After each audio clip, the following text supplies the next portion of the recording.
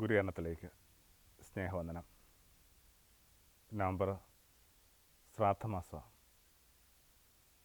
ഉറ്റവരുടെ ശവകുടീരങ്ങളിൽ മെഴുതിരി തെളിച്ചും കരം കൂപ്പിയും തെല്ല കണ്ണീർണമായൊക്കെ മനുഷ്യൻ നിൽക്കുന്നൊരു കാലം.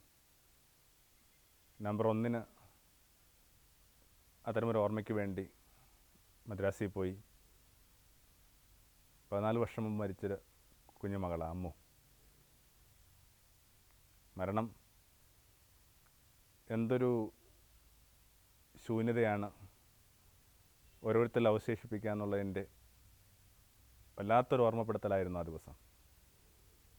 കുട്ടി മദ്രാസിൽ വെച്ച് മരിച്ചതുകൊണ്ട് മാത്രം കുട്ടി അതിനടുത്തുള്ളൊരു സെമിത്തേരിൽ അടക്കുക, കുഞ്ഞവിടെ വിശ്രമിക്കുന്നു എന്നൊരു ഉറപ്പിലും തോന്നലും നാടും വീടുമൊക്കെ ഏകദേശം ഉപേക്ഷിച്ച് അതിനടുത്ത് പാർക്കുക.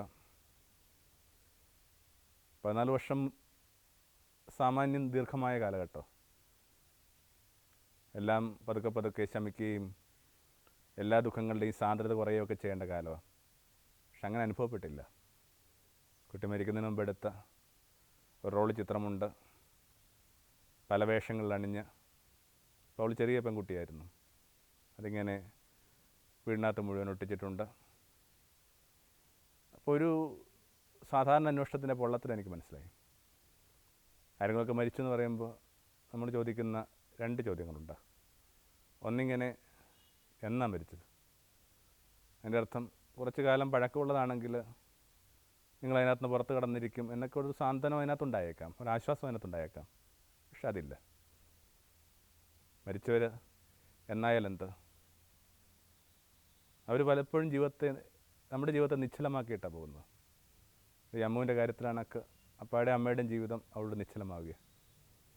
രണ്ടാമത്തത്, ആരെങ്കിലുമൊക്കെ മരിച്ചെന്ന് പറയുമ്പോൾ നമ്മൾ ചോദിക്കാറുണ്ട് എത്ര വയസ്സായി. കാര്യം ശരിയാണ്. ചെറുപ്പക്കാരെക്കാൾ കൂടുതലായിട്ട് വയോധികരായ മനുഷ്യരാണ് മരണത്തോട് ചേർന്ന് നിൽക്കുന്നതെന്നൊക്കെ ഉള്ള യാഥാർത്ഥ്യബോധമൊക്കെ ഉണ്ട്. പക്ഷേ ആ മരിച്ചത് നിങ്ങളുടെ അച്ഛനും അമ്മയൊക്കെ ആകുമ്പോൾ അത്തരമൊരു ചോദ്യം എത്ര അപ്രസക്തമാണെന്നും ചിലപ്പോൾ എത്ര ക്രൂരമാണെന്ന് പോലും നമുക്ക് അനുഭവപ്പെടും. അപ്പോൾ വല്ലാത്ത നമ്മുടെ ചില ധാരണകളൊക്കെ പൊളിച്ചെഴുതുന്ന ഒന്നാണ് മരണം. കൂടെ കൊണ്ടുപോയൊരു പുസ്തകം ഹോം സിക്ക് എന്ന് പറഞ്ഞൊരു പുസ്തകം, യാത്രയിൽ. അതിങ്ങനെ ഈ ദിവസങ്ങളിലൊക്കെ വായിക്കുന്നുണ്ട്. ഒരു ഭംഗിയുള്ളൊരു ചരമാനന്തര ഗീതത്തിൻ്റെ പിന്നിലുള്ള കഥയൊക്കെയാണ് ആ പുസ്തകത്തിനകത്ത്. ആ ഗാനവും കേൾക്കാൻ പറ്റി. അമ്മുവിൻ്റെ അമ്മ പറഞ്ഞതും ഇതുമായിട്ട് ബന്ധമുണ്ട്. കുഞ്ഞിൻ്റെ കല്ലറയിലെ പ്രാർത്ഥനയൊക്കെ കഴിയുമ്പോൾ നെടുവീർപ്പോടുകൂടി ആ അമ്മ പറഞ്ഞത് ഇങ്ങനെയാണ്: എത്ര കാലം കൂടി ഞങ്ങൾക്കിങ്ങനെ കാത്തിരിക്കണം അവളോടൊപ്പം എത്താനായിട്ട്. അപ്പം അങ്ങനെ ഒരു ഡയമെൻഷനുണ്ട്. മരിച്ചവരെ ജീവിക്കുന്നവരെ ഹോം സിക്കാക്കിയ വീടെന്ന് പറയണത് നിങ്ങൾ സ്നേഹിക്കുന്ന ഒരിടമാണെങ്കിൽ ഉറ്റവർ മരിച്ചു പോകുമ്പോൾ നിങ്ങളുടെ വീട് ഈ ഇഹത്തിലാണോ അതോ പരത്തിലാണോ? അത് വിറങ്ങണ്ട. അതുകൊണ്ടാണ് മനുഷ്യർ ഈ ഉറ്റവരുടെ അടുക്കലേക്ക് ചെല്ലാനായിട്ട് ഇത്രയും കാക്ഷിക്കുന്നത്. 2 വീട് നമുക്കുണ്ടെന്നൊക്കെയാണ് സങ്കല്പം. ഒന്ന്, നമ്മൾ ഇങ്ങനെ കല്ലുകൊണ്ട് പണിത ഒരു വീട്. 2, നമ്മളൊക്കെ എന്നും ജീവിക്കുമെന്ന് കരുതുന്ന ഒരു ആത്മീയ ഭവനം. ആ ആത്മീയ ഭവനത്തിലേക്കുള്ള പ്രേരണയൊക്കെ ആയിട്ട് ഉറ്റവർ എവിടെയോ നിൽപ്പുണ്ടോ? നിൽപ്പുണ്ടെന്നുള്ള വാക്ക് പോലും എന്തുമാത്രം ഇങ്ങനെ യാഥാർത്ഥ്യബോധം പറയുന്നത് എനിക്ക് അറിഞ്ഞുകൂടാ. അത്തരം പദങ്ങൾ, ജീവിച്ചിരിക്കുന്നതിനുമായി ബന്ധപ്പെട്ട പദങ്ങൾ മരിച്ചവർക്ക് ഉപയോഗപ്പെടുമെന്ന് എനിക്ക് അറിഞ്ഞുകൂടാ. പക്ഷെ ഹോം സിക്കാണ്. വല്ലാത്തൊരു ഹോം സിക്ക് എന്ന് പറയുന്നൊരു വികാരത്തെ ഉണർത്തുന്നതാണ് ഉറ്റവരുടെ മരണം. ഉറ്റവർ നമ്മളോടൊപ്പമല്ല, അവർ വസിക്കുന്നതാണ് ശരിയായ വീടെന്നും നമ്മൾ നിർഭാഗ്യവശാൽ അലഞ്ഞു കിടക്കുകയാണെന്നൊക്കെ ഉള്ള തോന്നൽ അത്ര നെഗറ്റീവാണെന്ന് തോന്നുന്നില്ല. അതിൻ്റെ ഗുണപരമായ ചില പ്രചോദനങ്ങളുണ്ട്. ജീവിതത്തിൽ എപ്പോഴെങ്കിലുമൊക്കെ ഈ ഹോം സിക്കാകാത്ത ഒരു മനുഷ്യനില്ല. കാര്യം ചെറിയ പ്രായങ്ങളിലൊക്കെ യാത്രകൾ വളരെ പ്രിയപ്പെട്ടതായിരുന്നെങ്കിൽ പോലും ഒരുപക്ഷെ ഏതെങ്കിലുമൊക്കെ യാത്രകളുടെ ഇടയിൽ പെട്ടെന്ന് വീട് വല്ലാതെ തിരികെ വിളിക്കുന്നു. ചിലപ്പോൾ നമുക്ക് പരിചയമില്ലാത്ത ഭക്ഷണശീലങ്ങളിലൊക്കെ ഇരിക്കുമ്പോൾ ആ വീടിൻ്റെ ലളിതമായ ആ ഭക്ഷണമോ അത്താഴമോ ഒക്കെ ഓർമ്മ വരുന്നു. പരിക്കരായ മനുഷ്യരെ കാണുമ്പോൾ വീടിൻ്റെ ആ സൗമ്യത നമുക്ക് ഓർമ്മ വരുന്നു. അല്ലെങ്കിൽ നല്ല മനുഷ്യരെ കാണുമ്പോഴും ഓർമ്മ വരുന്നുണ്ട്. എന്തോ ആവട്ടെ, ഈ ഹോം സിക്ക് എന്ന് പറഞ്ഞൊരു വികാരം മനുഷ്യനിങ്ങനെ പുരാതന കാലം തൊട്ടേ കൊണ്ട് നടക്കുന്നതാണെന്ന് തോന്നുന്നു. ആദം ഹവ്വയൊക്കെ ആയിരിക്കും ഏറ്റവും ഹോം സിക്കായ മനുഷ്യർ. ഏറ്റവും ഭംഗിയുള്ള ഇടം, ഏറ്റവും നിർമ്മലമായൊരിടത്തിൽ നിന്ന് ഇടർച്ചയുടെ കനി ഭക്ഷിച്ച് പുറത്തു പോകുമ്പോൾ അവരനുഭവിച്ച വേദനയായിരിക്കണം ഈ ഹോം സിക്ക് എന്ന് പറയുക. എന്തായാലും ഈ ശരീരത്തിലായിരിക്കുന്നിടത്തോളം കാലം നമുക്ക് ഹോം സിക്കായേ പറ്റും. എന്തിനു മരിച്ചവർക്ക് വേണ്ടി പ്രാർത്ഥിക്കുന്നു എന്നുള്ളതിനൊക്കെ കൃത്യമായ നിരീക്ഷണങ്ങളും പാഠങ്ങളും സഭയുടെ പ്രബോധനങ്ങളൊക്കെ ഉണ്ട്. പക്ഷെ എൻ്റെ ഒരു സെക്കുലറായൊരു ബുദ്ധിയിൽ എനിക്ക് എപ്പോഴും തോന്നുന്നൊരു കാര്യം ഇതാണ്: മരിച്ചവർക്ക് വേണ്ടി പ്രാർത്ഥിക്കുന്നത് വാസ്തവത്തിൽ നമുക്കുള്ള റിമൈൻഡർ എന്ന നിലയിലാണ്. അല്ലെങ്കിൽ ഒരു പക്ഷേ നമ്മൾ മറന്നു പോകാമായിരുന്ന ആ ജീവിതത്തിൻ്റെ ഒരു അന്ത്യാധ്യായം, അന്ത്യാംഗം ഓർമ്മിപ്പിക്കാൻ വേണ്ടിയാണ് ഓരോ മരിച്ചവരെക്കുറിച്ചുമുള്ള ഓർമ്മകൾ നമ്മൾ കൊണ്ടാടാൻ തോന്നുന്നു. ചുരുക്കത്തിൽ ജീവിച്ചിരിക്കുന്നവർക്കാണ് ഈ മരിച്ചവരെക്കുറിച്ചുള്ള ഓർമ്മ ഏറ്റവും നല്ലത്, ഏറ്റവും ഭംഗിയുള്ളത്. വല്ലാതെ നമ്മൾ മരണമെന്ന് പറഞ്ഞൊരു സാധ്യതയെ മറന്നു പോകുന്നു. മരണഭയമല്ല, മരണഭയവും മരണബോധവും രണ്ടാണ്. മരണഭയത്തിൽപ്പെട്ട ഒത്തിരി മനുഷ്യരുണ്ട്. ഓരോരോ ചെറിയ കാര്യങ്ങൾക്കകത്ത് പോലും കഠിന രോഗമാണെന്ന് കരുതുകയും അതിനുവേണ്ടി ചികിത്സ ഏർപ്പെടുന്നതും തൊട്ടിങ്ങനെ എല്ലായിടത്തും ഈ മരണം ഭയക്കുന്ന മനുഷ്യരുണ്ട്. ദേശത്ത് ഏകദേശം 100-600 ഇങ്ങനെ മുറികളുള്ള ഒരു വീട് പിന്നെയും പണിതുകൊണ്ടിരിക്കുക. ആ വീടിനകത്ത് പാർക്കുന്ന ആൾക്ക് ആ വീട് പണിയാന്നുള്ളതൊരു പ്രധാനപ്പെട്ട കാര്യമായിട്ട് കരുതുന്നതുകൊണ്ടല്ല. ആരോ അയാളോട് പറഞ്ഞിട്ടുണ്ട്, ഈ വീട് തീർക്കുന്ന ദിവസം നിങ്ങൾ മരിച്ചു പോകും. അപ്പോൾ മരിക്കാതിരിക്കാൻ വേണ്ടി മനുഷ്യൻ കണ്ടെത്തുന്ന പരിപാടി ഇങ്ങനെ വീടിൻ്റെ പണി ഇങ്ങനെ മുമ്പോട്ട് കൊണ്ടുപോകാമെന്നുള്ളത്. കേൾക്കുമ്പോൾ നിങ്ങൾക്കൊരു പുഞ്ചിരിയോ ചിരിക്കോണിലൊരു പരിഹാസമൊക്കെ വന്നിരിക്കാം. പക്ഷേ മരണഭയം പിടികൂടി കഴിഞ്ഞാൽ മനുഷ്യൻ എന്താ ചെയ്യാൻ പാടില്ലാത്തത്? ഏറ്റവും മനുഷ്യൻ ഭയപ്പെടുന്ന ഒന്നാണ് മരണം. എല്ലാ ഭയങ്ങളുടെയും ആധാരം എന്ന് പറയുന്നത് മരണഭയം എന്ന് പറയും. അപമാനിക്കപ്പെടുന്നുള്ള തോന്നൽ, കൂടെ ഉള്ളവർ വിട്ടുപോകുന്നുള്ള തോന്നൽ, അവിശ്വസ്തത ആരെങ്കിലുമൊക്കെ കാണിക്കുന്നുള്ള തോന്നലൊക്കെ കൃത്യമായ മരണഭയത്തിൽ നിന്ന് പൊടിക്കുന്ന. അതുകൊണ്ടാണ് ഭയത്തെക്കുറിച്ച് പഠിക്കുന്നൊരു കൃത്യമായിട്ട് പറയുന്നൊരു കാര്യമുണ്ട്: സകല ഭയങ്ങളുടെയും പൊടിപ്പുകൾ ഈ മരണഭയം എന്ന് പറയുന്ന പേരിൽ നിന്നാണ്. അപ്പോൾ മരണഭയമല്ല, അത് ഒരു ഭയവും ആർക്കും ഗുണകരമല്ല. ദൈവനാമത്തിലുണ്ടാക്കുന്ന ഭയങ്ങൾ പോലും ഇങ്ങനെ ഓരോ കാലം കഴിയുമ്പോൾ നിങ്ങളുടെ കുട്ടികൾക്കോ നിങ്ങൾക്കോ ഗുണം ചെയ്തില്ലെന്ന് നിങ്ങൾക്ക് ഇതിനകം മനസ്സിലായിട്ടുണ്ടാകുമല്ലോ. ഒരു ഭയവും നല്ലതല്ല. അപ്പം അതുകൊണ്ട് തന്നെ മരണബോധമാണ് പ്രധാനം. എന്നോടൊപ്പം മരണമുണ്ട്. കവിതകളിലൊക്കെ നമ്മൾ പറയുന്നതൊക്കെ നിഴൽ പോലെ മരണം. ആരോഗ്യ നിഗമനത്തിലൊക്കെ വായിക്കുന്ന കണക്ക് ഇങ്ങനെ തൊട്ടടുത്തൊരു മനോഹരിയായ ഒരു സ്ത്രീ വന്ന് നിൽപ്പുണ്ട്. ഫ്രാൻസിസൊക്കെ മരണത്തെ വിളിച്ച വാക്കും അത് തന്നെയാണ്, പെങ്ങൾ, സിസ്റ്റർ ഡെത്ത്. അപ്പം അരികിലൊക്കെ ഇങ്ങനെ ഒരു മരണം ഓരോരുത്തരെയും ചുറ്റി നിൽപ്പുണ്ടെന്നുള്ളൊരു തോന്നൽ. അതിനകത്ത് ഇത്രയും ഭീതികരമായ ഒന്നുമില്ല. അത് ഏറ്റവും കൃത്യമായ യാഥാർത്ഥ്യബോധവുമായി ബന്ധപ്പെട്ടുള്ള കാര്യമാണ്. ശ്വാസവും ആ ഒരു breath in and breath out എന്നൊക്കെ പറയുന്ന പ്രക്രിയ. ശ്വസിക്കുക, ഉള്ളിലേക്ക് എടുക്കുക എന്ന് പറയുന്നതർത്ഥം ലൈഫാണ്. പുറത്തേക്ക് നിങ്ങളതിനെ എക്സൈൽ ചെയ്യുമ്പോഴോ ഡെത്ത്. കുറച്ച് വിദേശമായ ചില രീതികളെക്കുറിച്ചോ ശീലങ്ങളെക്കുറിച്ചോ അറിയാം. ഒരു പൊതു ഇടത്തിൽ വെച്ച് നമ്മളും തുമ്മിക്കഴിഞ്ഞാൽ പെട്ടെന്ന് എല്ലാവരും സൈലൻ്റ് ആകും. അത്രയും വലിയൊരു കൈപ്പിഴ പറ്റിയോ എന്നൊക്കെ നമ്മളിങ്ങനെ വിഷമിച്ചിരിക്കുമ്പോൾ അവരെല്ലാവരും കൂടി പറയും ഗോഡ് ബ്ലസ്. ഒന്ന് തുമ്മിക്കഴിയുമ്പോൾ ഇത്രയും ഗോഡ് ബ്ലസ് എന്നൊക്കെ പറയുന്നൊരു ഫസ്സല്ലേ, ഒരാവശ്യമില്ലാത്ത ഒരു ഇങ്ങനെ കെട്ടുകാഴ്ചയല്ലേ. ആ വാക്ക് ഇത്തിരി കട്ടിപ്പോയി. അപ്പോൾ അതിൻ്റെ മീതമുള്ളൊരു ഉണ്ടാക്കുന്നതെന്നൊക്കെ തോന്നുന്നു. അപ്പോൾ അതല്ല, അവരെ സംബന്ധിച്ചിടത്തോളം ഒരാൾ സ്നീസ് ചെയ്യുന്ന ആ സമയത്ത് പിന്നെ ഈ മനുഷ്യനോടൊപ്പം ജീവനില്ല.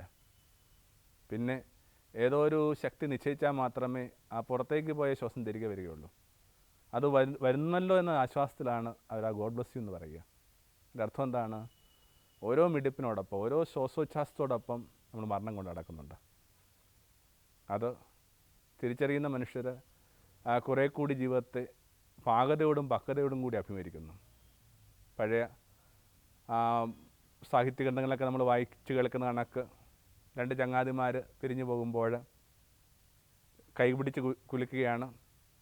എന്നിട്ട് ഇയാളിങ്ങനെ നടന്നു പോകുമ്പോൾ ഈ മനുഷ്യൻ, വീട്ടുകാരൻ അയാളുടെ ഭാര്യയോട് പറഞ്ഞു, അവൻ്റെ കൈകൾക്ക് ഭയങ്കര തണുപ്പാണ്, ആ തണുപ്പിൽ മരണമുണ്ട്. In his hands I sense death. അറം പറ്റിയത് കണക്ക് സഞ്ചരിച്ചിരുന്ന ബോട്ട് ബോട്ട് വെള്ളത്തിൽ മുങ്ങിപ്പോവുകയും കവി കൊല്ലപ്പെടുകയും ചെയ്തു. ഷെല്ലിയത് വല്ലപ്പോഴുമൊക്കെ ഒരു കരം കൊണ്ട് മറ്റേ കരത്തെ ഒന്ന് ചേർത്ത് പിടിച്ചിട്ട് പറയണം, in my hands I sense death. മരണം ഒരു പ്രക്രിയയാണെന്ന് മനസ്സിലാക്കിയ പ്രധാനം. It's A process. നമ്മൾ പറയാറില്ലേ പെട്ടെന്ന് മരിച്ചു. പെട്ടെന്ന് എങ്ങനെയാണ് മരിക്കണത്? 40 വയസ്സുള്ള ഒരാൾ മരിച്ചു എന്ന് പറയുമ്പോൾ 40 വയസ്സിൽ മരിച്ചു എന്നുള്ളതല്ല, 40 വയസ്സോളം മരിച്ചുകൊണ്ടിരിക്കുകയായിരുന്നു. ഓരോ നിമിഷവും ഇങ്ങനെ കോശങ്ങൾ മൃതമാവുകയും പുനർജനിക്കുകയും ചെയ്യുന്നുണ്ട്.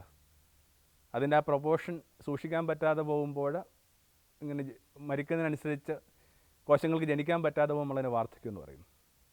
എന്തായാലും ഇങ്ങനെ കൂടെ കൊണ്ട് നടക്കുന്ന അനുഭവത്തിൻ്റെ പേരാണ് മരണം.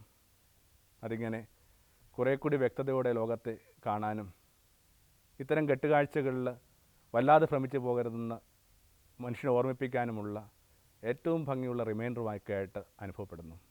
അതുകൊണ്ടൊക്കെ തന്നെ ആയിരിക്കണം എല്ലാ പാരമ്പര്യങ്ങളിലും ഈ മരിച്ചവരെ ഓർമ്മിക്കാനുള്ള സാഹചര്യങ്ങൾ ഉണ്ടാക്കുന്നത്, സൃഷ്ടിക്കുന്നത്. തൊട്ടപ്പുറത്തായിട്ട് ഒരു ഹൈന്ദവ ഭവനത്തിൽ ഇവിടേക്ക് വരുമ്പോൾ കണ്ട കാഴ്ച തന്നെയായിരുന്നു. ഇങ്ങനെ ചെറിയ ചോറുള്ളകൾ ഉരുട്ടി വയ്ക്കുക, മരിച്ചവർക്ക് വേണ്ടിയാണ്. മരിച്ചവർ ഇതൊന്നും ഭക്ഷിക്കില്ലെന്ന് നമുക്കറിയാം. പക്ഷെ മരിച്ചവർക്ക് വേണ്ടി ഒരുക്കി വെക്കുന്ന ഈ ചോറുള്ള ഉരുളകൾ, അത് അവർക്ക് ഇഷ്ടമുള്ള ഭക്ഷണങ്ങൾ ഇങ്ങനെ അവർക്ക് വേണ്ടി ഉണ്ടാക്കുന്നതിനിടയിലൊക്കെ നമ്മൾ ജീവിതത്തിലേക്ക് തിരിച്ചു കൊണ്ടുവരുന്ന മരിച്ചവരുടെ ഓർമ്മയുണ്ട്, ശക്തമായ ഓർമ്മയുണ്ട്. അതിനകത്തൊരു കുഞ്ഞുരുള്ള പ്രത്യേകം ശ്രദ്ധിച്ചു. ഒരു പക്ഷേ തീരെ പ്രായമാകാതെ മരിച്ചു പോയൊരു കുഞ്ഞിന് വേണ്ടിയായിരിക്കാം. ഒരു പാദം ജീവിക്കുന്നവരുടെ ലോകത്തിലും മറുപാദം മരിച്ചവരുടെ ലോകത്തിലും ചവിട്ടി നിൽക്കാൻ കഴിയുമ്പോഴാണ് മനുഷ്യന് ഇക്വിലിബ്രിയം ഉണ്ടാകുന്നത്. അതിനുവേണ്ടിയുള്ള സാധ്യതയായിരുന്നു യേശു നമുക്ക് മുമ്പിൽ എപ്പോഴും തുറന്നിട്ടിരുന്നത്. അതുകൊണ്ടാണ് ഈ ലോകത്തിൻ്റെ മുഴുവൻ കാര്യങ്ങളിലും ഭംഗിയായിട്ട് ഇടപെടുമ്പോൾ, ഒന്നിനകത്തൊന്നും മാറി നടക്കാതിരിക്കുമ്പോൾ, എന്തിനകത്തും ക്രിയാത്മകമായിരിക്കുമ്പോഴും ഇടയ്ക്കൊക്കെ യേശു നമ്മളിങ്ങനെ ഓർമ്മിപ്പിച്ചുകൊണ്ടിരിക്കും, ലിഫ്റ്റ് അപ്പ് യുവർ ഐസ്, ഉയർത്തി നോക്കുക, കണ്ണുയർത്തി നോക്കുക. ഇതിനകത്ത് കുരുങ്ങിപ്പോകാതിരിക്കാൻ വേണ്ടിയാണ്. എന്നാൽ ഈ കണ്ണുയർത്തി നോക്കി നിന്നിരുന്ന ശിഷ്യന്മാരോട് വളരെ വ്യക്തമായിട്ട് വേദപുസ്തകം പറയുന്നുണ്ട്, നിങ്ങൾ എങ്ങോട്ടാണ് നോക്കി നിൽക്കുന്നത്? യേശുവിൻ്റെ സ്വർഗാരോഹണ ദിവസം നമ്മൾ വായിച്ച് കേൾക്കുന്നത്, നിങ്ങൾ എങ്ങോട്ടാണ് നോക്കി നിൽക്കുന്നത്? മേഘത്തിലേക്ക് നോക്കി നിൽക്കുക. അവർ അങ്ങനെ മേഘത്തിലോട്ട് നോക്കി നിൽക്കേണ്ട ആൾക്കാരും അല്ല, ഗലീലിലോട്ട് പോകാനാണ് പറയുന്നത്. അപ്പോൾ മേഘത്തിലേക്ക് മാത്രം ഉറ്റു നോക്കി നിൽക്കുന്ന മനുഷ്യരോട് തീരങ്ങളിലേക്ക് പോയി ആ മുക്കുവരോടൊപ്പം പണിയിലേർപ്പെടാനും, കൊച്ചുവള്ളങ്ങളിൽ പോയി ചൂണ്ട പിടിക്കാനും, കുഞ്ഞുങ്ങളെ കുളിപ്പിക്കാനും, ഭാര്യയോടൊപ്പം സ്നേഹം അനുഷ്ഠിക്കാനും ഒക്കെ ആവശ്യപ്പെട്ടുകൊണ്ട് വേദപുസ്തകം അവസാനിപ്പിക്കുക. അല്ലെങ്കിൽ അങ്ങനെയാണ് നടപടി പുസ്തകം നമ്മൾ വായിക്കുന്നത്. അപ്പോൾ എന്തിൻ്റെ ഒരു ബാലൻസ് ഉണ്ട്. ഇവിടെ ആയിരിക്കുമ്പോൾ ഒന്ന് മിഴിവേർത്ത് നോക്കാനും, മിഴിവേർത്ത് നിൽക്കുമ്പോൾ തീരത്തേക്ക് പോകാനും പ്രേരിപ്പിക്കുന്ന പുസ്തകം. നേരത്തെ പറഞ്ഞ കണക്ക് ഒരു പാദം ജീവിക്കുന്നവരുടെ ലോകത്തിലും മറുപാദം മൃതരുടെ ലോകത്തിലും ചവിട്ടി നിൽക്കാൻ കഴിയുമ്പോൾ മാത്രം ലഭിക്കുന്ന ഒരാത്മീയ ഇക്വിലിബ്രിയമുണ്ട്. അത്ര ഭംഗിയായിട്ടാണ് വിവേകാനന്ദൻ പറഞ്ഞിരിക്കുന്നത്, അന്യ വീട്ടിൽ വേലക്ക് നിൽക്കുന്ന ആയക്കണക്ക് ജീവിക്കാൻ ഞാൻ എൻ്റെ മനസ്സിനെ പഠിപ്പിച്ചു. ഈ വീട്ടിലെ കുഞ്ഞിന് ഭക്ഷണം ഒരുക്കുമ്പോൾ, ഈ വീട്ടിൽ ചുരുണ്ടുകൂടി ഉറങ്ങുമ്പോൾ എനിക്കറിയാം ഇതെൻ്റെ കുഞ്ഞല്ല, ഇതെൻ്റെ അത്താഴമല്ല, ഇതെൻ്റെ വീടല്ല. ഹോം സിക്ക്, ഇതെൻ്റെ വീടല്ലെന്ന് മനസ്സിലാക്കിയ മനുഷ്യൻ്റെ ഹോം സിക്നെസ്, അത് വല്ലാത്ത അനുഭൂതികൾ ജീവിതത്തിന് തരും. എന്തിനകത്തുനിന്ന് മാറി നിൽക്കാനുള്ള ധൈര്യം തരും. ചെറിയ കാര്യങ്ങളിൽ ഇടറിപ്പോകാതിരിക്കാനുള്ള ഊർജം തരും. നവംബർ മരിച്ചവരെ ഓർമ്മിക്കാൻ വേണ്ടി മാത്രമല്ല, ജീവിക്കുന്നവരെങ്ങനെ മരിക്കണമെന്ന് ഓർമ്മിപ്പിക്കാൻ വേണ്ടി കൂടിയാണ്. 3 കാര്യങ്ങൾക്ക് വേണ്ടിയാണ് ആത്മീയത എന്ന് നമ്മൾ പൊതുവേ പറയുന്നത്. ഒന്നിങ്ങനെ അർത്ഥപൂർണമായ യൗവനം, 2 പ്രസാദം നിറഞ്ഞ വാർദ്ധക്യം, ഗ്രേസ്ഫുൾ ഏജിങ്. എളുപ്പമല്ല ഇങ്ങനെ പ്രസാദത്തിൽ നിന്ന് ഇങ്ങനെ വാർദ്ധക്യത്തിലേക്ക് പ്രവേശിക്കുക എന്നുള്ളത്. കാരണം പലരും പല രീതിയിൽ ഇങ്ങനെ വാർദ്ധക്യത്തെ ചേർത്ത് നിൽക്കാനുള്ള കഠിനമായ ശ്രമങ്ങളിൽ ഏർപ്പെട്ടുകൊണ്ടിരിക്കുക. വളരെ സ്വാഭാവികമായി സംഭവിക്കുന്ന ഒന്നായിട്ട് വാർദ്ധക്യത്തെ മനസ്സിലാക്കാനും ആ പ്രായത്തിനിണങ്ങിയ മട്ടിൽ കുലീനമായിട്ട് ജീവിക്കാനും ഒക്കെ പറ്റുന്നവരുടെ എണ്ണം വല്ലാതെ ചുരുങ്ങിക്കൊണ്ടിരിക്കുകയാണെന്നുള്ളൊരു കുറ്റാരോപണം കൂടി ഈ അടുത്ത കാലത്ത് കേൾക്കുകയുണ്ടായി. അത് ആർക്കും ബാധകം. ഗ്രേസ്ഫുള്ളായിട്ട് ഏജ് ആവുന്നുള്ള അത്ര എളുപ്പമല്ല. പിന്നെ ശാന്തമായ മരണം, അനായാസന മൃത്യു, ആയാസമില്ലാത്ത മരണം തരണമേ. ഭാരതത്തിൻ്റെ പ്രാർത്ഥനകളൊന്ന്. ഓരോ ദിവസവും എന്നെ കേട്ടുകൊണ്ടിരിക്കുന്ന ഒരു കാത്തലിക് കമ്മ്യൂണിറ്റിയിൽപ്പെട്ട ഒരു വ്യക്തി 50 പ്രാവശ്യം പ്രാർത്ഥിക്കുന്നുണ്ട് ഈ മരണത്തിന് വേണ്ടി. പെട്ടെന്ന് അമ്പരക്കുന്നുണ്ടോ? എങ്ങനെയാണോ ഈ 50 പ്രാവശ്യം പ്രാർത്ഥിക്കുക എന്നുള്ളത്? നിങ്ങൾ കൊന്തയെത്തിക്കുന്നതാണെന്ന് ഞാൻ വിചാരിക്കുന്നു, ജപമാല ചൊല്ലുന്നതാണെന്ന് ഞാൻ വിചാരിക്കുന്നു. അങ്ങനെയെങ്കിൽ ആ 50 പ്രാവശ്യം പറയുന്നത് എന്താണ്? ഞങ്ങളുടെ മരണനേരത്ത് നീ ഉണ്ടായിരിക്കണമേ. ഓരോ പ്രാവശ്യവും 50 പ്രാവശ്യം മരണനേരത്തുണ്ടായിരിക്കുമെന്ന് കരുതുന്ന മനുഷ്യർ ആ പ്രാർത്ഥനയെ കുറേ കൂടി ബോധമണ്ഡലത്തിലേക്ക് കൊണ്ടുവന്നാൽ ഉണ്ടാകുന്ന വ്യത്യാസം. തീരെ അപ്രതീക്ഷിതമായ ഒരു അനുഭവമായിട്ട് മരണം വരുന്നൊക്കെയാണല്ലോ യേശു പറഞ്ഞു. യേശു മരണത്തിനോട് ഉപയോഗിച്ചിരുന്ന വാക്ക് കള്ളെന്ന് പറഞ്ഞൊരു വാക്കാണ്. ആ വാക്ക് അതിൽ തന്നെ എനിക്ക് തോന്നുന്നു മറ്റൊരു ഗുരുകരണത്തിൽ നമുക്ക് എടുത്ത് കാണാവുന്നൊരു വാക്കാണ്. എന്തിനുകൊണ്ടായിരിക്കണം യേശു ഇങ്ങനെ മരണത്തെ കള്ളെന്ന് വിചാരിച്ചു? അതിനകത്ത് ഒത്തിരി ട്രേസ് ഉണ്ട്. അതിൽ ഏറ്റവും പ്രധാനപ്പെട്ടത് ഇങ്ങനെ അൺഎക്സ്പെക്റ്റഡായിട്ട് വരിക എന്നുള്ളതാണ്. അത് മനസ്സിലാക്കാനായിട്ട് നമുക്ക് വലിയ ബുദ്ധിയൊന്നും ആവശ്യമില്ല. ഒരു ചെറിയ ഏറ്റവും സിമ്പിളായ യുക്തിയാണ് ഈ തീരെ പ്രതീക്ഷിക്കാതെ വരുന്ന ഒരാൾ. അതിനകത്ത് യേശു ഉപയോഗിക്കുന്ന റെഫറൻസ് നോഹയുടെ കാലമാണ്. നോഹയുടെ കാലത്ത് ഇങ്ങനെ മനുഷ്യർ തിന്നുകയും കുടിക്കുകയും കല്യാണം കഴിക്കുകയും കഴിപ്പിക്കുകയും ആനന്ദിക്കുകയും ഒക്കെ ചെയ്തുകൊണ്ടിരുന്ന കാലത്ത് പെട്ടെന്ന് പ്രളയം വരുന്നതായിട്ട്. അത്രയും ഡീറ്റെയിൽസ് ഒന്നും നോഹയുടെ പുസ്തകം നിങ്ങൾ പരിശോധിച്ച് നോക്കൂ, അതിനകത്ത് പറയുന്നില്ല. അധർമ്മം ഭൂമി പെരുകിയെന്ന് പറഞ്ഞൊരു വാക്കേ ഉള്ളൂ. അപ്പോൾ നമ്മൾ വിചാരിക്കുന്ന അധർമ്മം എന്ന് പറയുന്നത് ഇങ്ങനെ ആരുടെയൊക്കെ കഴുത്തിറക്കുകയാണെന്നും അല്ലെങ്കിൽ ആരുടെയൊക്കെ മോഷ്ടിക്കുകയാണെന്നും അല്ലെങ്കിൽ വ്യഭിചാരത്തിൽ ഏർപ്പെടുകയാണെന്നൊക്കെ അധർമ്മം എന്നുള്ള. അധർമ്മം എന്ന് പറയുന്നത് ശരിയായ ധർമ്മം കാണാതെ പോകാന്നുള്ള. മനുഷ്യന് അവനവൻ ജീവിച്ചുകൊണ്ടിരിക്കുന്ന പല കാര്യങ്ങൾക്കകത്തും അവൻ്റെ ധർമ്മം പാലിക്കപ്പെടുന്നുണ്ടോ? തിന്നുക കുടിക്കാനൊക്കെ പറയുന്നത് അടിസ്ഥാനപരമായിട്ടുള്ള ആവശ്യമുള്ള കാര്യങ്ങളാണ്. പക്ഷെ അതിനകത്ത് ആ വാക്ക് വീണ്ടും പറയുന്ന വഴിയായിട്ട് എന്താണ്? അതിനകത്ത് തന്നെ പെട്ടുപോകുന്ന മനുഷ്യർ. ഇപ്പോൾ തങ്ങളെ ഏൽപ്പിച്ച കാര്യങ്ങളെക്കാൾ കൂടുതലായിട്ട് ആനുപാതികമില്ലാതെ അതിനകത്ത് പെട്ടുപോയ മനുഷ്യരെന്നുള്ള സൂചന അയച്ചു പറയുന്നു. ഓരോരുത്തരും ഓരോ കാര്യങ്ങൾക്ക് കൊടുക്കേണ്ട ആനുപാതികമായ ചില പ്രാധാന്യങ്ങളെക്കാൾ കൂടുതലായിട്ട് അതിനകത്ത് മുങ്ങിക്കൊണ്ടിരിക്കുക. അതാണ് യേശു ആ പഴയ നിയമത്തിലൊരു സൂചന എടുത്തിട്ട് കാര്യങ്ങൾ ഇത്രയും ഡിസ്ക്രിപ്റ്റീവായിട്ട് പറയാൻ കാരണമെന്ന് ഞാൻ വിചാരിക്കുന്നു. തീരെ അപ്രതീക്ഷിതമായിട്ട് വരുന്ന ഒരാൾ ആ ഒരു നോഹയുടെ പേടകത്തിൻ്റെ കഥയൊക്കെ പറഞ്ഞിട്ട് ബാക്കിയുള്ളവരൊക്കെ ഇങ്ങനെ ഓരോരോ കാര്യങ്ങൾ ഏർപ്പെട്ടുകൊണ്ടിരിക്കുമ്പോൾ ഒരു മനുഷ്യൻ മാത്രം വളരെ ധ്യാനപൂർവ്വം അവധാനതയോടുകൂടി ചില കാര്യങ്ങൾ ഏർപ്പെട്ടുകൊണ്ടിരിക്കുക. അയാളിങ്ങനെ ഒരു പേടകം പണിതുകൊണ്ടിരിക്കുക. എന്തുമാത്രം ലോകം ഓരോരോ കാര്യങ്ങളും മുങ്ങിപ്പോകുമ്പോഴും തങ്ങളെ ഏൽപ്പിച്ച ധർമ്മങ്ങൾ വളരെ ശ്രദ്ധയോടും ധ്യാനത്തോടും ചെയ്യുന്ന മനുഷ്യരുണ്ട്. അവർക്ക് അപ്രതീക്ഷിതമായ പ്രളയങ്ങൾ ഭയപ്പെടേണ്ട കാര്യമില്ല. നമ്മളെപ്പോഴും പറയുന്ന കാര്യമുണ്ട്, മരണം വരുന്നത് എപ്പോഴാണെന്ന് അറിഞ്ഞുകൂടെന്നുള്ള. പക്ഷെ മരണം വരുന്നത് എപ്പോഴാണെന്ന് പറയുമ്പോൾ ആ സമയത്തിന് 2 വാക്കുണ്ട്. ഒന്നിങ്ങനെ കെയ്റോസ് എന്ന് പറഞ്ഞൊരു വാക്കുണ്ട്, 2 ക്രോണോസ് എന്ന് പറഞ്ഞ വാക്കുണ്ട്. ക്രോണോസ് എന്ന് പറയുന്നത് കൃത്യമായ ക്ലോക്കിലെ സമയമാണ്. ഇത്ര സമയത്ത് അതാർക്ക് പറയാൻ പറ്റും? പണ്ടൊരു ജ്യോതിഷനോട് ഇങ്ങനെ സീസറൊക്കെ ചോദിച്ച കണക്കാണ്, നിങ്ങൾ ഇത്രയും വലിയ മനുഷ്യനാണെങ്കിൽ ഞാൻ മരിക്കണ സമയം പറയാൻ പറഞ്ഞു. അപ്പോൾ ഈ ജ്യോതിഷം പറഞ്ഞ ഒരു കാര്യം പിന്നീട് ഫലിതമായിട്ടൊക്കെ ഘോഷിക്കപ്പെടുന്നുണ്ട്. അയാൾ പറഞ്ഞു, കൃത്യമായ സമയമൊന്നും പറയാൻ പറ്റത്തില്ല, പക്ഷേ ഒരു സൂചന തരാം. എന്താണത്? അങ്ങ് മരിക്കുന്ന ദിവസം ഒരു പൊതു അവധി ദിവസമായിരിക്കും. അതിന് പല അർത്ഥമുണ്ട്. ഒന്നെങ്കിലും മനുഷ്യ കാത്തിരുന്നൊരു മരണമാണ് അയാളുടെ എന്നൊക്കെ മട്ടിൽ ഒത്തിരി ഇതിന് മീതെയുള്ള ഫലിതങ്ങളൊക്കെ മെനഞ്ഞിട്ടുണ്ട്. അപ്പോൾ കൃത്യമായ സമയം പറയാനായിട്ട് ആർക്കാ പറ്റുക? പക്ഷേ ഒരു കാലമുണ്ട്. ദിവസം പറയുന്ന കണക്ക് ഈ കെയ്റോസ് എന്ന് പറഞ്ഞൊരു ഘട്ടമുണ്ട്. അതൊരു പ്രത്യേക കാലഘട്ടം. അതിങ്ങനെ കൃത്യമായ ക്ലോക്കിൻ്റെ സമയം കാണിക്കുക എന്നുള്ളതല്ല, ഒരു സീസണാണ്, സ്വീകാര്യമായ സമയത്തായിരിക്കുക എന്നുള്ള. അപ്പോൾ ഘടികാരത്തിൻ്റെ സമയം നോക്കിയല്ല മരണനേരം നിശ്ചയിക്കേണ്ടത്, നമ്മൾ സ്വീകാര്യമായ സമയത്തിലാണോ അല്ലേ എന്നുള്ളതാണ് നിശ്ചയിക്കേണ്ടത്. നമ്മൾ ക്രോണോസിലാണ്. ക്രോണിക്കിൽ തുടങ്ങിയ വാക്കുകളൊക്കെ വരുന്നത് ആ ഇതിനകത്തു നിന്നാണ്, ക്രോണോസ് പറഞ്ഞ വാക്കിനകത്തു നിന്നാണ്. അതോ കെയ്റോസിൻ്റെ ഭാവമാണ്. 3 കഥകളാണ് യേശു അതിനോട് ചേർന്ന് പറയുന്നത്. ഒന്നിങ്ങനെ അവിശ്വസ്തനായ കാര്യസ്ഥൻ്റെ കഥയാണ്. യജമാൻ വരില്ല എന്നൊക്കെ വിചാരിച്ചിട്ട് അയാളിങ്ങനെ ഭൃത്യന്മാരോട് കഠിനമായിട്ട് പെരുമാറുകയാണ്. രണ്ടാമതായിട്ട് 10 കന്യകമാരുടെ കഥയാണ്. മണവാളൻ വരാൻ വൈകുന്നൊക്കെ ഓർത്തിട്ട് ഇങ്ങനെ വിളക്കിലെ എണ്ണ സൂക്ഷിക്കാതെ തീരെ പ്രതീക്ഷിക്കാതെ കിടന്നുറങ്ങിപ്പോയ കന്യകമാരുടെ കഥ. 5 വിവേകമില്ലാത്ത കന്യകളുടെ കഥ. പിന്നീട് താലന്തിൻ്റെ കഥയാണ്. ഓരോരുത്തരായിട്ട് ഏൽപ്പിച്ച ആ താലന്തുകൾ ഇങ്ങനെ വളരെ വൈകി വന്നിട്ട് ആ താലന്ത് കൊണ്ട് എന്ത് ചെയ്തെന്ന് അന്വേഷിക്കുന്ന യജമാൻ്റെ കഥ. 3 കഥയ്ക്കകത്തും ഇങ്ങനെ പ്രതീക്ഷിക്കാത്ത നേരത്ത് വന്ന ഒരാളാണ്. യേശു ഇടക്കിടക്ക് ആ വാക്ക് ഉപയോഗിക്കുന്നുണ്ട്, നിങ്ങൾ തീരെ പ്രതീക്ഷിക്കാത്ത നേരത്ത്. ആദ്യത്തേനകത്ത് ഇപ്പം നിനക്ക് സോ അൺഎക്സ്പെക്റ്റഡ്. രണ്ടാമത്തേനകത്ത് കരുതിനൊക്കെ നേരത്തെ വന്നു. മൂന്നാമത്തേനകത്ത് കരുതിനൊക്കെ വൈകി വന്നു. എന്തായാലും ഈ 3 കഥകൾ അടുപ്പിച്ച് പറയുമ്പോൾ നമുക്ക് വേണമെങ്കിൽ ഇങ്ങനെ ചില കാര്യങ്ങൾ നമ്മുടെ മെഡിറ്റേഷൻ വെക്കാവുന്നേ ഉള്ളൂ. മരണം എന്നെ തേടി വരുമ്പോൾ എങ്ങനെയായിരിക്കണം ഒരാൾ നിൽക്കേണ്ടത്? ഒന്നിങ്ങനെ സ്വന്തം കർത്തവ്യം ഭംഗിയായിട്ട് ചെയ്യുക, കരുണയുള്ളവരായിരിക്കുക. അതുകൊണ്ടൊക്കെയാണല്ലോ ഡോൺ ബോസ്കോ ഡൊമിനിക് സാവിയോട് ചോദിക്കുന്നുണ്ട്, കളിച്ചുകൊണ്ടിരിക്കുന്ന കുട്ടികളാണ്, എന്നിട്ട് ചോദിക്കുകയാണ്, മരണം നിങ്ങളെ തേടി വരുമ്പോൾ നിങ്ങൾ എന്നാ ചെയ്യും?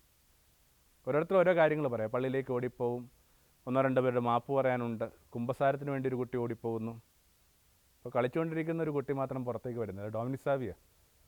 അപ്പോൾ ഡോൺ ബോസ്കോ വിളിച്ചു ചോദിക്കുന്നുണ്ട്, സാവി നീ എന്നാ ചെയ്യും? അപ്പോൾ കുട്ടി പറഞ്ഞു, I will keep on playing, ഞാൻ കളിച്ചുകൊണ്ടേയിരിക്കും. അപ്പോൾ അവനവനെ ഏൽപ്പിച്ച കാര്യങ്ങൾ ഇങ്ങനെ ഭംഗിയായിട്ട് ചെയ്തുകൊണ്ടിരിക്കുക എന്നുള്ളതാണ്.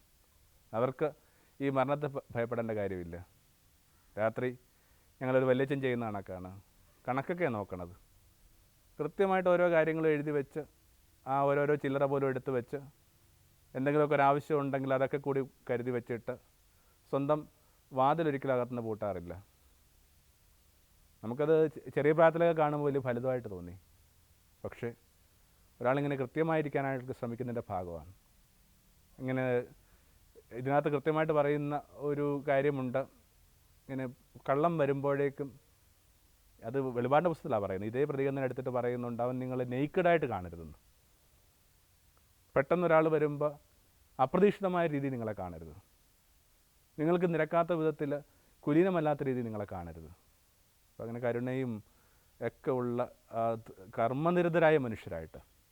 വേറെടുത്ത് യേശു പറയുന്നുണ്ട്, 2 പേരിങ്ങനെ പണിതുകൊണ്ടിരിക്കുമ്പോൾ എടുക്കപ്പെടും. 2 പേര് ഇങ്ങനെ പൊടിച്ചുകൊണ്ടിരിക്കുന്നു, 2 സ്ത്രീകൾ പൊടിച്ചുകൊണ്ടിരിക്കുന്നു. ഇങ്ങനെ തൊഴിലായിരിക്കുമ്പോൾ ഉള്ള മനുഷ്യർ.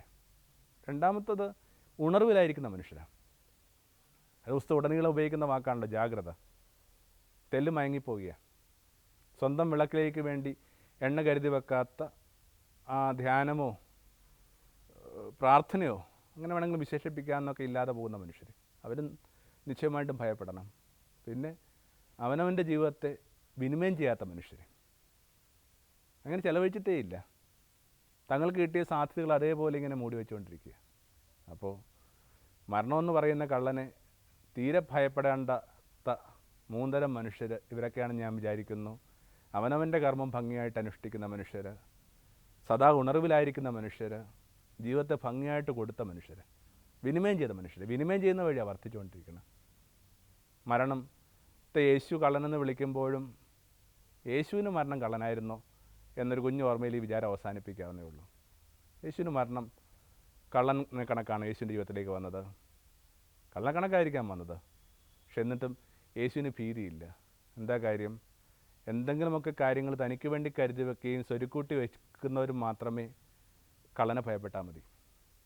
യേശുവിൻ്റെ അടുക്കലേക്ക് മരണം വരുമ്പോൾ മരണത്തിന് യേശുവിൽ നിന്ന് എടുത്തുകൊണ്ട് പോകാനായിട്ട് ഒന്നുമില്ലായിരുന്നു. തൻ്റെ മുഴുവൻ ജീവിതവും ഇങ്ങനെ കൊടുത്തുകൊണ്ടിരുന്നൊരു മനുഷ്യൻ. അകപ്പാടിനെ അവശേഷിച്ച ശരീരം മാത്രമായിരുന്നു. മരിക്കുന്നതിന് 18 മണിക്കൂർ മുമ്പ് അതും പറഞ്ഞു, എൻ്റെ ശരീരം എടുത്തുകൊള്ളുക. ഇനി മരണത്തിന് എന്താണ് യേശുവിൽ നിന്ന് എടുക്കാനുള്ളത്? അത് ഓർക്കുമ്പോഴൊക്കെ ഞാൻ നിക്കോസ് കസൻസാക്കിൻ്റെ വാക്കുകളാണ് ഓർമ്മിക്കുക. അത് പറഞ്ഞ് ഈ വിചാരം അവസാനിപ്പിക്കാവുന്നേ ഉള്ളൂ. അർബുദം ഉണ്ടെന്ന് അന്ന് കുറച്ച് ഒരു മാരകമായ രോഗമായിട്ട് ഇത് ഗണിക്കപ്പെടുന്നത്. ഇന്ന് നിശ്ചയമായിട്ടും നമുക്ക് പുറത്ത് കടക്കാനായിട്ടുള്ള ഭംഗിയുള്ള ചികിത്സാ രീതികളുണ്ട്, സഹായങ്ങളുണ്ട്, കാലം മുമ്പോട്ട് പോയിട്ടുണ്ട്. പക്ഷേ അന്നത് വലിയൊരു വെള്ളിരു കണക്കായി മനുഷ്യൻ അനുഭവപ്പെട്ടത്. ഈ മനുഷ്യൻ പറഞ്ഞത് ഇങ്ങനെയാണ്, എനിക്കിങ്ങനെ ഒരു ഗൗരവമായ രോഗം വന്നു, ഞാൻ ചെയ്യാൻ പോകുന്ന കാര്യം ഇതാണ്, തെരുവിൽ ചെന്നിട്ട് കണ്ടുമുട്ടുന്ന ഓരോരുത്തരുടെ അടുത്തും പറയും, ഞാൻ നിക്കോസ് കസസാക്കിസ്, നിങ്ങളുടെ പ്രിയപ്പെട്ട എഴുത്തുകാരനാണ്, നിങ്ങളുടെ ആയുസ്സിന് എനിക്ക് 10 മിനിറ്റ് താ, അതെല്ലാം കൂടി ചേർത്ത് ഞാനൊരു പ്രത്യേക കാലം ഉണ്ടാക്കും, എന്നിട്ട് എനിക്കറിയാവുന്നതൊക്കെ ഞാനിങ്ങനെ എഴുതി ചൊരിയും. ഒടുവിൽ മരണം എൻ്റെ അടുക്കലേക്ക് വരുമ്പോൾ മരണത്തിന് കിട്ടാൻ പോകുന്നത് ഒരു സഞ്ചി നിറയെ മജ്ജയില്ലാത്ത എല്ല് മാത്രമായിരിക്കും. അങ്ങനെ കൊടുത്ത മനുഷ്യർ, നിരന്തരം കൊടുത്ത മനുഷ്യർ, അവരെന്തിനാണ് മരണത്തെ ഭയപ്പെടുന്നത്? ആമേൻ. You're in a better place, I've heard 1,000 times, and at least 1,000 times I've rejoiced for you. But the reason why I'm broken, the reason why I cry is how long must I wait to be